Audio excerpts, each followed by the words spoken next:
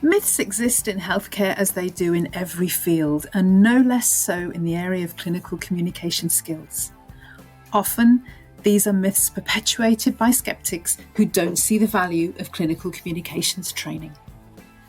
Suzanne Kurtz, who has been heavily influential in the field of clinical communication skills, famously debunked a couple of these myths. To the common belief that communication is a personality trait, either you have it or you don't, she responded, "Communication is a series of learned skills, not a personality trait. Anyone can learn who wants to." And if you think experience is an effective teacher of communication skills, Kurtz suggests it's worth remembering experience is a great reinforcer of habit. It just doesn't discern well between good and bad habits.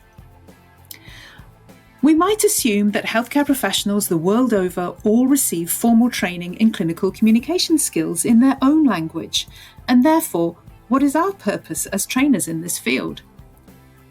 However, this couldn't be further from the truth. In a poll of medical English trainers in France, clinical communications training in French was only being delivered in 2 medical faculties. Indeed, students noted that they often had to transfer what they'd learnt in their medical English classes into French, so that they could communicate more effectively with their patients. Anecdotally, younger doctors from India have told me they did attend a lecture on clinical communications, but never actually get the chance to practice what they learn before going into the wards. While a doctor from Nigeria once told me that yes, medical students do receive clinical communications training, but in reality, once on the job, they tend to pay lip service to it.